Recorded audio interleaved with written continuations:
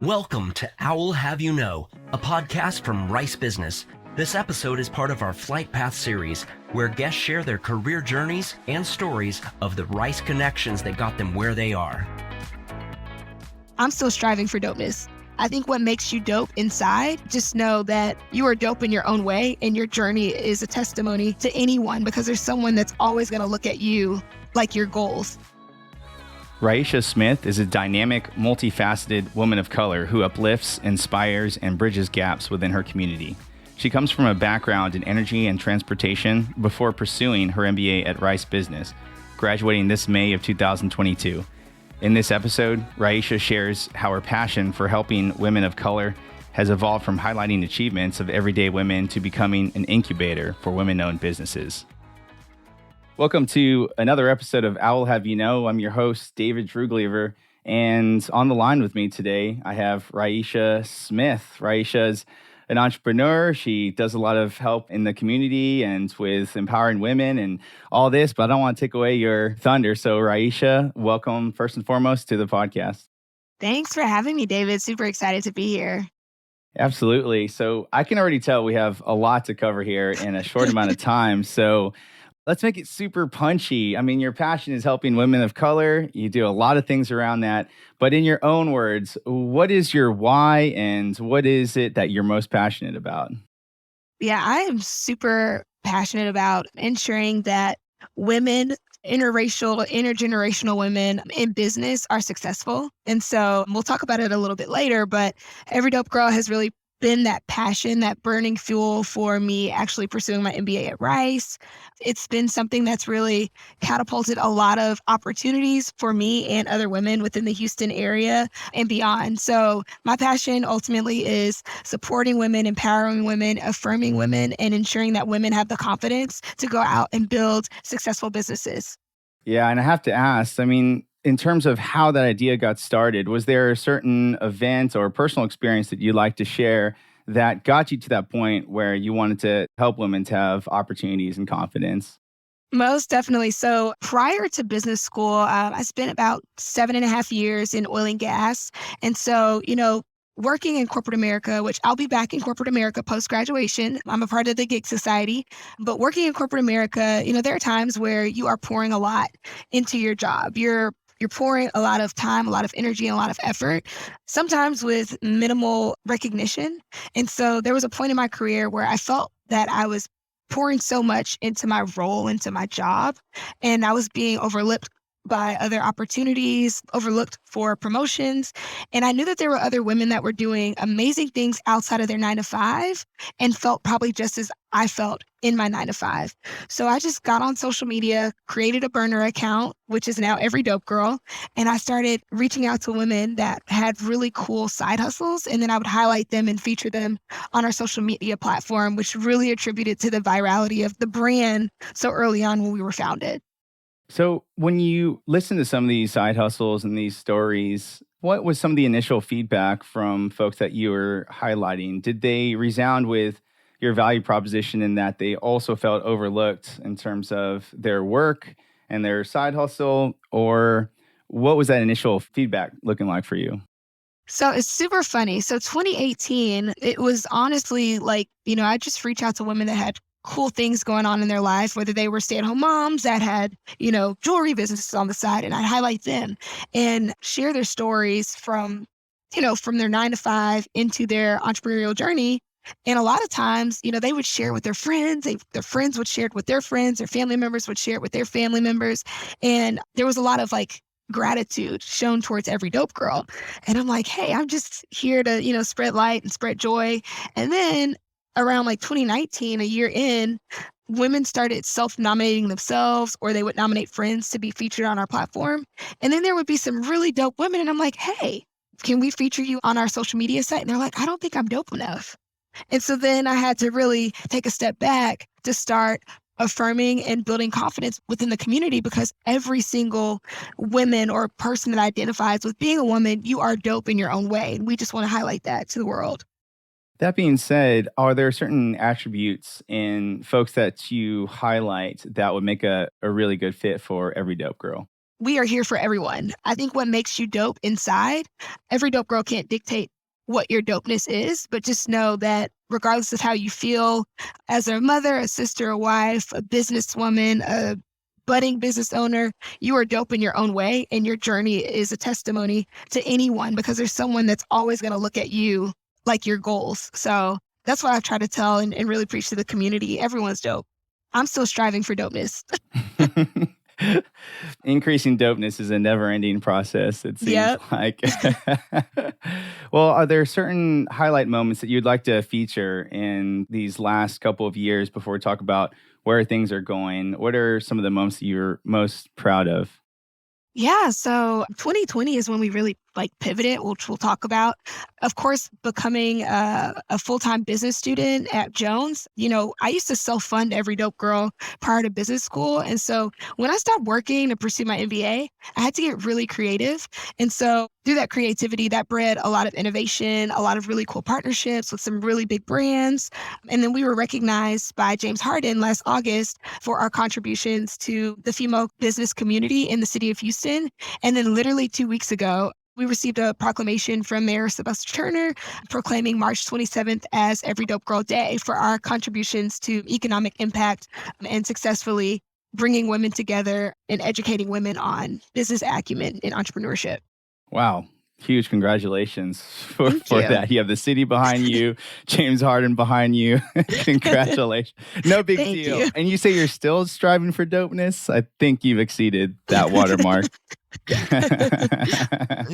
There's more to be done. There's more dopeness to do for other dope women. Absolutely. Absolutely. It's all about just spreading the love and helping others. And rising tide floats all ships, I like to say. I'm a Absolutely. Navy person. So let's talk about that pivot in 2020. So you had your corporate job going there. You had a background in energy and you've pivoted to tech as well. And you're still doing Every Dope Girl also. So what were some of the changes that you're looking to make in about that 2020 time when you stopped your corporate career, was doing business school and still running EDG? Yeah, so very interesting because I just finished my last few classes, which were really focused and tailored on Every Dope Girl and my pivot. And so what I noticed in 2020 is that there were a large percentage of women that were leaving the workforce, right? And so as women continue to leave the workforce, you have more of what we call women that are entering in the gig economy. And so if you look at the number of women that have entered the gig economy since 2017, that number's nearly doubled. And then the challenge with women that are entering into this gig society or turning into entrepreneurs is they need resources, they need help, they need support.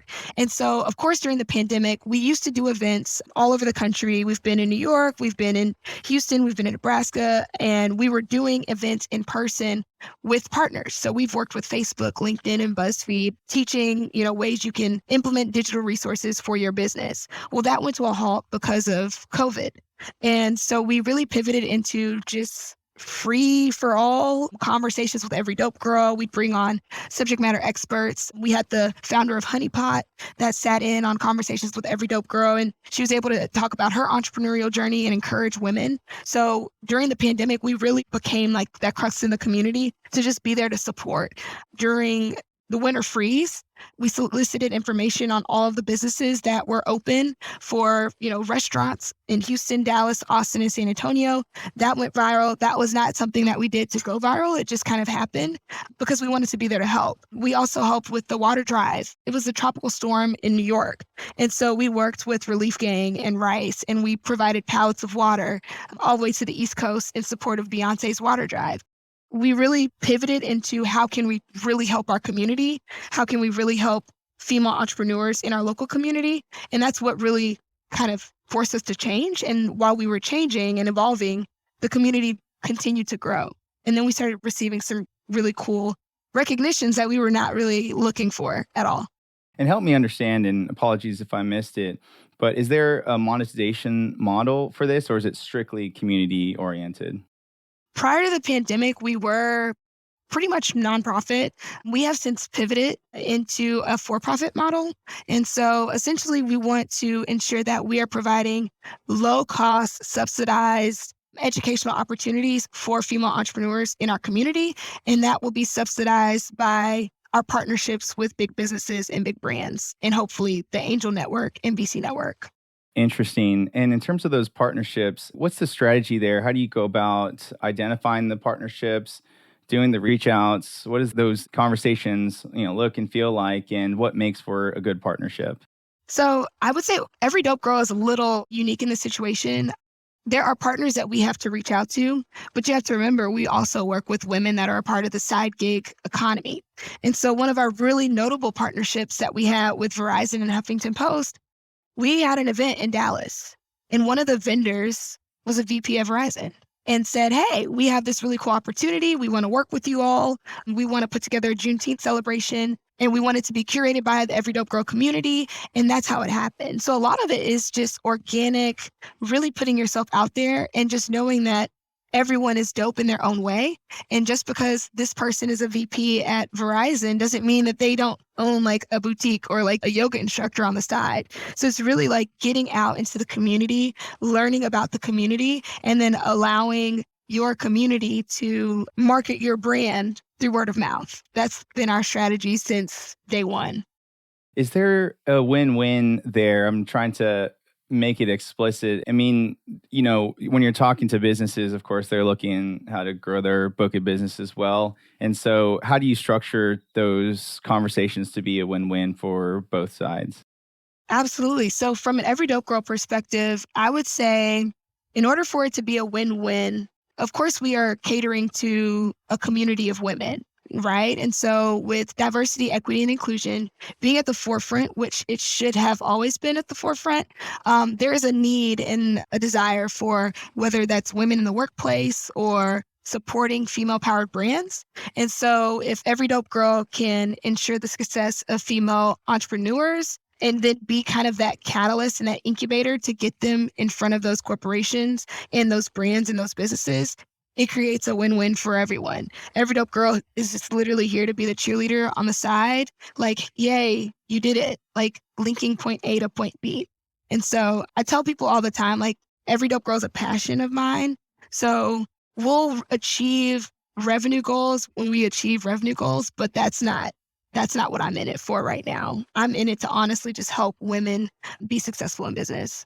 Yeah, that makes a lot of sense. I see a lot of folks, especially in the social media space, that create a following, they have a community, and then later on that turns into some kind of, business or monetization opportunity. Do you also see it like that? I do. I didn't, because I didn't want to be like a big because it's like you have followers and you're like, you have to put out content. And then I have a whole content team that is responsible for putting out content and seeking out dope women to feature. And then you have me on the other end and my director of press and strategy. And we're trying to go out and figure out ways to monetize the brand. I've talked to a couple of like business owners and they're like, wow, you have the perfect situation. Like you have the market. You just need to create the product, like a lucrative product. And so I think now that I've gone through a rigorous course load in entrepreneurship, gone through some Lily Lab courses at Rice, like that has really helped me to get to that. What is our monetization strategy? But I'm approaching it as a social entrepreneur. I'm here to help female entrepreneurs and I'll find revenue elsewhere to support my staff and my team and the product that we give to our community. Love it. Where there's a will, there's a way. That's There's a why way. I always love starting with the passion and the why. The what and the how will then figure itself out. It'll figure itself out. That's why I'm working for Microsoft after. Keeps the lights on. There's a lot we can talk about offline, but let's stay on track, David. You mentioned the market. Just real quick, sort of by the numbers, can you help us understand what are the numbers? What are the folks in the community? Where do you see that going? How many folks are you helping? How many partners do you have? Whatever you could share to give us a handle on what the numbers are. Yeah, so Every Dope Girl is a community of 92% women. We do have Every Dope Man, which is a part of the EDM, that community. sounds cool. Right? Every dope man, and that takes up about 8% of our community. When you look at the demographics of our community, we are, as a Black founder, we have a huge African American female population in the community, followed by our Latinx community, then our white Caucasian community, and then it goes down into Native American, and the Asian community is one of our smallest, which I've been really trying to grow over the last 3 years. But if you look at our locations in the state of Texas, we're big in Houston, and then Dallas is our second, where we have like a lot of, I would say, followers. We have events in Dallas. We have a big community in Dallas. They're engaged on our website from Dallas. And then it's followed by LA, New York, Chicago, and Nebraska. So we're really all over the place, really cool areas, especially when you talk to your professor about your 5-year plan and national expansion and scaling. And it's like we have pockets of our community there, but we also have an ambassadors program as well. And they're spread out pretty much everywhere. I would say that makes up kind of the demographics of Every Dope Girl. And then as for my team, I have a team of 5. I have a director of content. My director of content leads a team that is responsible for putting out all of our information on social, our websites, all of the above. And then I have 2 directors of live experiences. So we do have events pre-pandemic, like I mentioned, they used to be all over the country. Houston's been our focus now, and they're responsible for executing, planning, building kind of the curriculum for the event, and executing the vision for the event. And then I have a director of strategy, and then my director of press, she's on maternity leave right now, but they are absolutely amazing. And so our director of press, more specifically, and strategy help us to really link to our corporate partners. So we've worked with companies such as Verizon, Huffington Post. We worked with Apple, and then we've also worked with Google digital coaches. And then we've also worked with a host of other like brands like Topo Chico. Whenever we have our events, they are the ones that are providing the libations for them. So Topo Chico, your Diageo's, your Crowns, your Don Julio's. So yeah, a lot of different brand partners and a lot of people. That's amazing. Congrats on putting together such a robust team. And this has motivated me to get my own community started. So thanks for the energy. Yeah. Well, on the education side, so I think you're one of the few that are currently in school that we've interviewed. And so can you speak to what you imagine that going into business school, you're looking for some insights and for support in building out Every Dope Girl, and then business school hits, you get inundated with assignments, looking for internships and all that. So can you talk to us about how that story has started and then shifted in terms of what you are expecting from business school and how that would help Every Dope Girl, and what things have changed and how have you pivoted as a result of your Rice business education? Most definitely. So I'm not going to lie. My first year, I was like, I need to get a full-time job. So my focus was like securing a full-time job, getting an offer. And then my entire second year was focused on my concentration in entrepreneurship and strategic management. And that was everything that I was doing was shaping what I wanted Every Dope Girl to be. Rice is no joke. I'm not going to lie.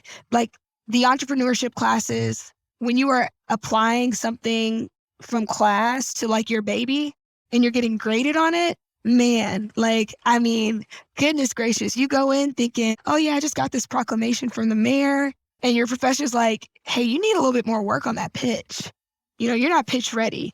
So having those difficult conversations, getting legitimate feedback from like the amazing professors, like it has really blown and made Every Dope Girl pivot in a way that I would have probably still just been posting on social media.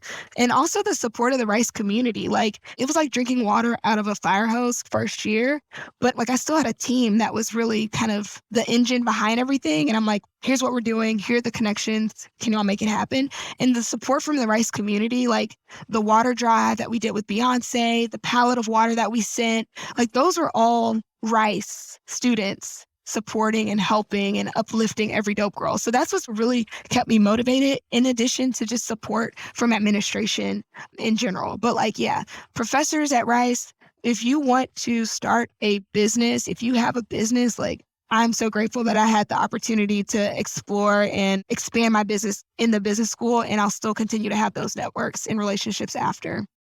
Yeah, speaking of the support network and support opportunities, I've read that you're really big into mentorship and helping other folks to get mentors. So, who do you consider your mentors, either past, current, or perhaps future, and how have they shaped your success? So my mentor is actually my manager from my old job. Her name's Angela. She is amazing, and she'll probably be listening to this once y'all post it.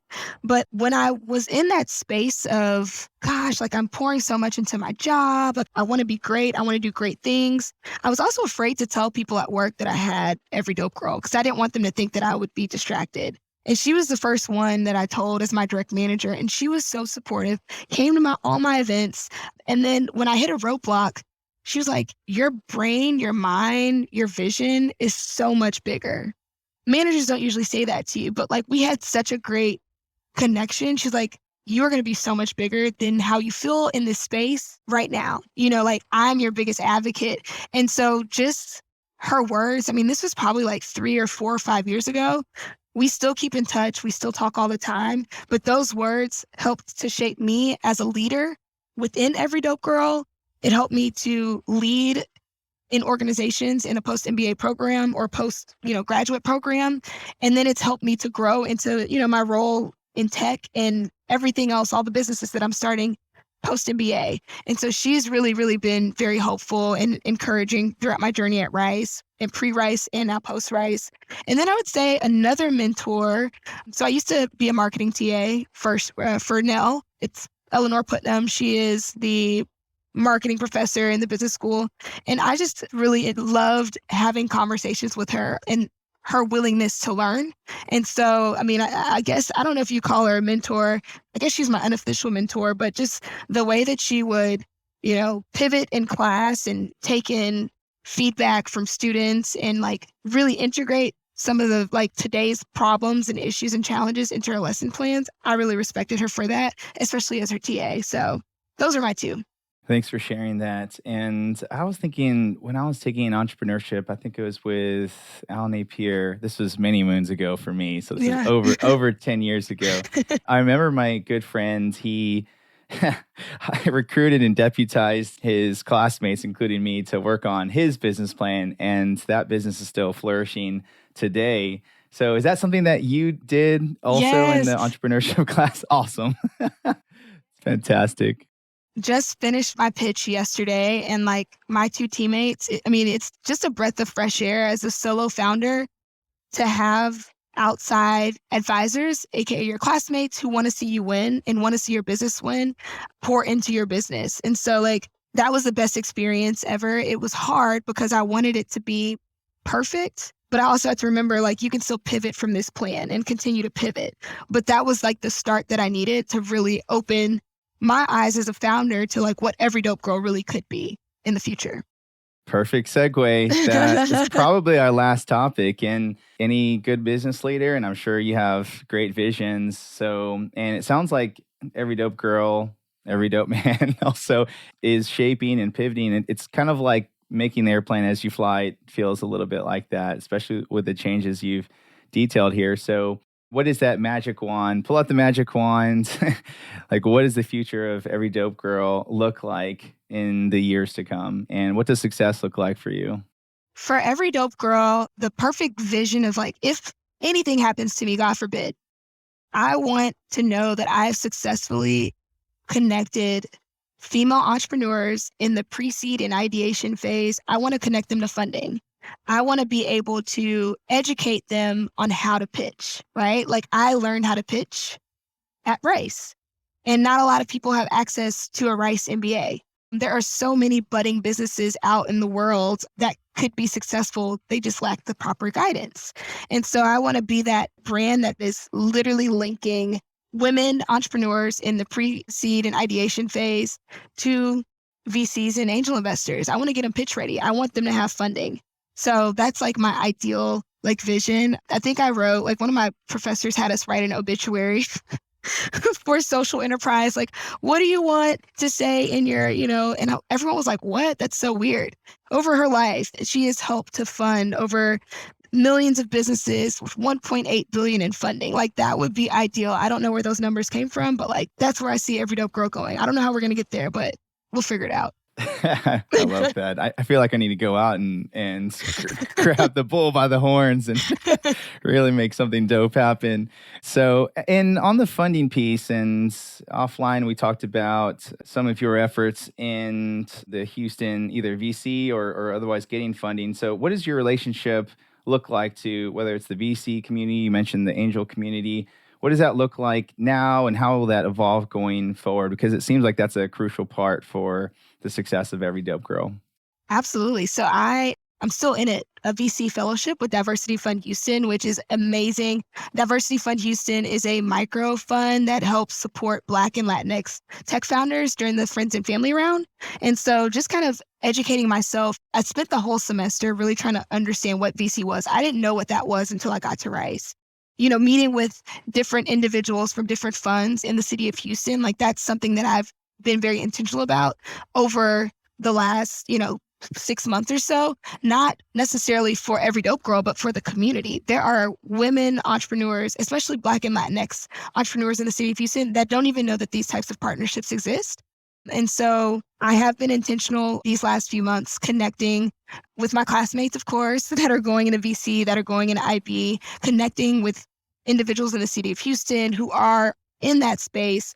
And I'm going to continue to be intentional about that throughout the remainder of EDG. Because what I found is VCs have funding to give, but sometimes they don't know where to go to give it to people. And I have a community that needs it. And you will help them with that. Yes, understood. Yes. I will tell you where your money's going to go. Look, I know these people. They are amazing.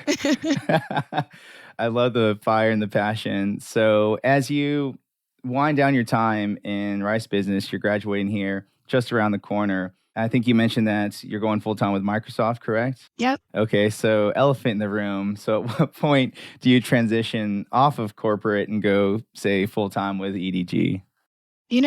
When my passion pays the bills. I love it. All right, Microsoft, you're on notice. No, Microsoft is awesome. Yeah. Like when I was interviewing with them, they were like, we want to know more about Every Dope Girl. That's what we want you to pour into your job. Like we want those skill sets. We want those entrepreneurial skill sets. They're super supportive. Yeah, and it's such an obvious thing, I think, that when you have a greater meaning that can fuel your current efforts, I mean, that sounds like a win all the way around. So I'm stating the obvious to you that, I mean, there's nothing wrong with a side hustle. You're adding value to the world, and that's the whole point of business. So I think it's a new era and a new world going forward that these things are much more normalized. So kudos to you for leading the charge. Hey, I'm trying to be at the forefront. It's not easy. The avant-garde, I know. Well, yeah, I have a lot to say about that, but I'll wind down here. So I'll give the final mic to you and ask for folks that hear this and are interested in either you personally or want to learn more about Every Dope Girl or to support or otherwise to help, how should they connect with you and how would you guide them to learn more?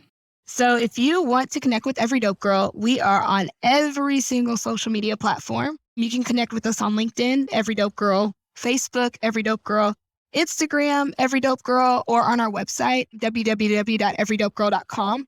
If you need to reach out to me, you can email me directly, Raisha@everydopegirl.com, and can answer any questions that you have.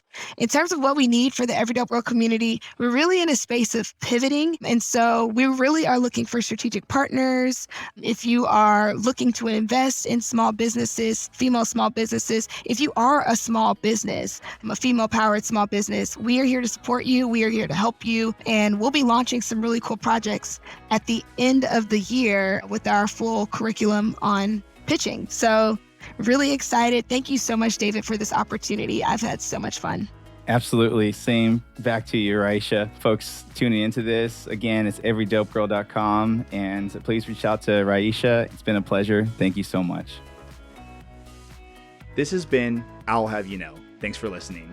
You can find links and more information about our guests, hosts, and announcements on our website, business.rice.edu. Please subscribe to this podcast wherever you find your favorite podcasts and leave us a comment while you're at it and let us know what you think. I'll Have You Know is a production of Rice Business and is sponsored by the Rice Business Alumni Board. The hosts of I'll Have You Know are myself, David Droogleever, and Christine Dobbin.